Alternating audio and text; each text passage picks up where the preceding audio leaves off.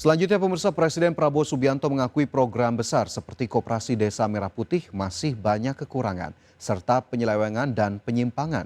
Namun Prabowo berjanji akan bertindak dan memperbaiki kekurangan yang ada. Menurut Prabowo, Kopdes Merah Putih merupakan program yang sangat strategis untuk membangkitkan perekonomian Indonesia. Koperasi Merah Putih akan menggeser rantai distribusi di desa, salah satunya menghilangkan praktik rentenir yang membebani para petani.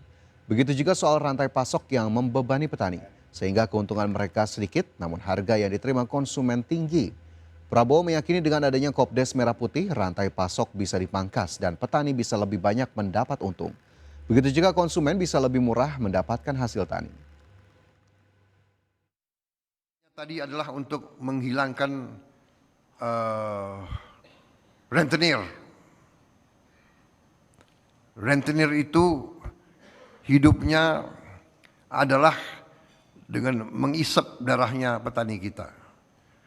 Dengan bunga 1% sehari, tidak mungkin petani produsen kita bangkit.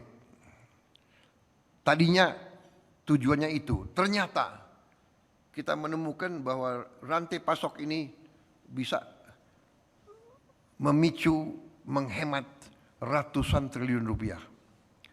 Tentunya usaha besar ini pasti banyak kekurangan, sama dengan MBG, ada kekurangan, ada penyelewengan, ada penyimpangan, tapi kita segera bertindak, kita segera memperbaiki, ya kan? Kementerian Desa dan Pembangunan Daerah Tertinggal menegaskan operasional Koperasi Desa Kelurahan Merah Putih akan dibangun melalui kolaborasi dengan BUMDes, UMKM hingga warung desa sehingga tidak akan menggeser pelaku usaha kecil. Menurut Menteri Desa dan Pembangunan Daerah Tertinggal Yandri Susanto, kehadiran KDKMP tidak dimaksudkan untuk mengambil alih ruang usaha yang telah berkembang di desa, melainkan memperkuat ekosistem ekonomi desa melalui sinergi antar pelaku usaha. Yandri menegaskan bahwa keberhasilan program Koperasi Desa Merah Putih sangat bergantung pada pemahaman seluruh aparatur desa terhadap arah kebijakan pemerintah. Oleh sebab itu, sosialisasi yang melibatkan organisasi-organisasi desa dinilai menjadi langkah penting agar informasi dapat diterima secara utuh hingga ke tingkat desa. Akan menjadi kenyataan dan kami sampaikan, Kementerian Desa dengan lahirnya Koperasi Desa Merah Putih, karena sudah ada badan usaha milik desa, ada UMKM, ada warung-warung kecil, insya Allah akan kita bangun kolaborasi yang luar biasa. Tidak akan ada saling meniadakan dan saling menjatuhkan. Kita akan atur sedemikian rupa, kita saling Pemirsa, Menteri SDM Bahlil Lahadalia angkat bicara terkait dengan antrean kendaraan untuk mengisi BBM di sejumlah SPBU di Sumatera Utara beberapa hari terakhir. Menurut Bahlil, kendala distribusi BBM di lapangan karena adanya penindakan terhadap supir truk tangki yang dinilai melakukan kecurangan.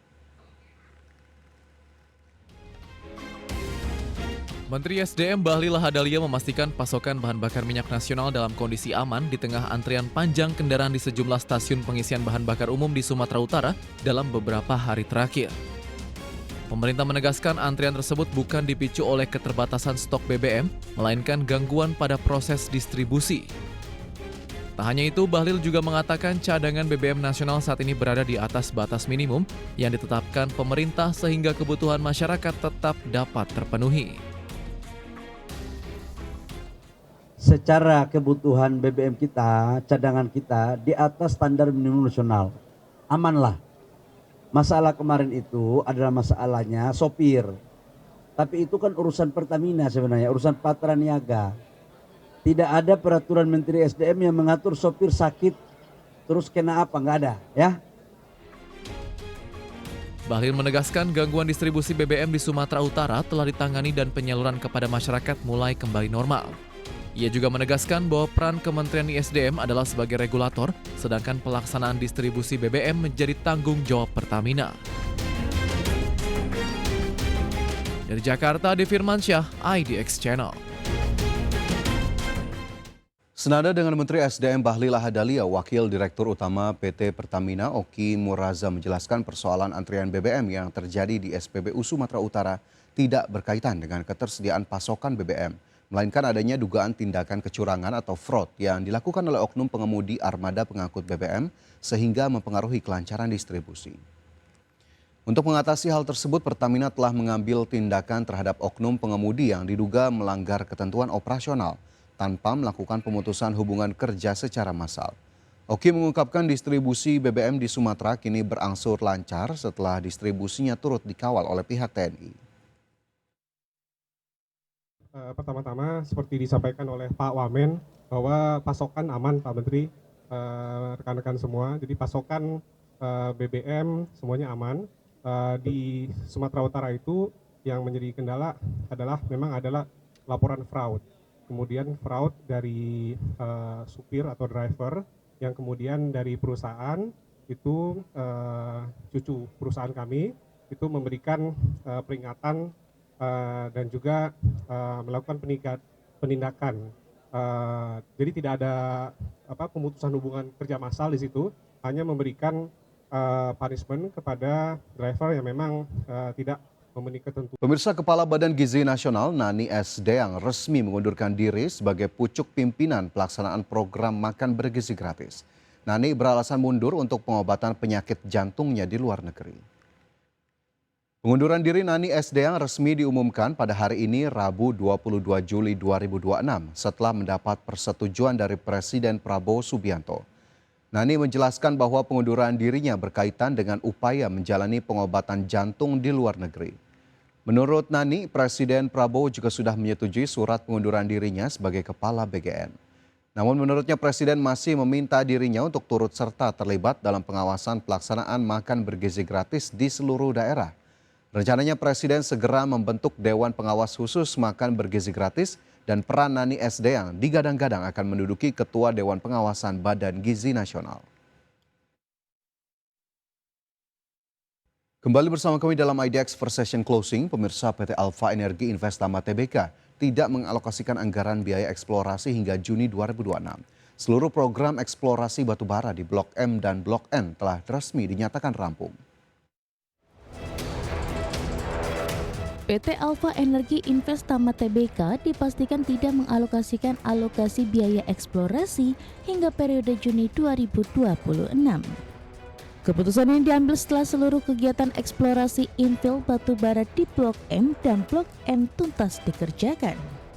Berdasarkan laporan aktivitas perseroan pada Senin 20 Juli 2026, kegiatan di Blok M tuntas pada Agustus 2024 sedangkan di Blok N rampung pada Januari 2026.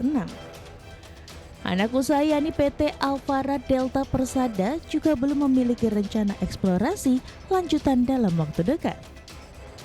Emiten berkode Samfire ini tidak melakukan aktivitas eksplorasi seperti pengeboran maupun pemetaan detail sepanjang Juni 2026. Seluruh target utama di 2 blok operasional tambang tersebut telah diselesaikan pada periode sebelumnya secara bertahap. Sebagai gantinya, manajemen kini memfokuskan kegiatan pada pemantauan dan evaluasi kondisi pit tambang. Langkah pengendalian data geologi ini dijalankan secara rutin selama proses kegiatan penambangan berlangsung. Tim geologi perseroan fokus melakukan pemantauan berkala untuk mencocokkan kondisi aktual dengan model geologi yang ada. Kegiatan lapangan mencakup pengukuran kedudukan lapisan batu bara, penentuan titik pengamatan, serta penyusunan profil geologi. Seluruh data hasil observasi lapangan kemudian direkonsiliasi untuk mengevaluasi tingkat kesesuaian data secara menyeluruh. Hasil evaluasi ini akan menjadi dasar utama pembaruan model geologi jika ditemukan informasi baru di lokasi tambang. Berbagi sumber, IDX Channel.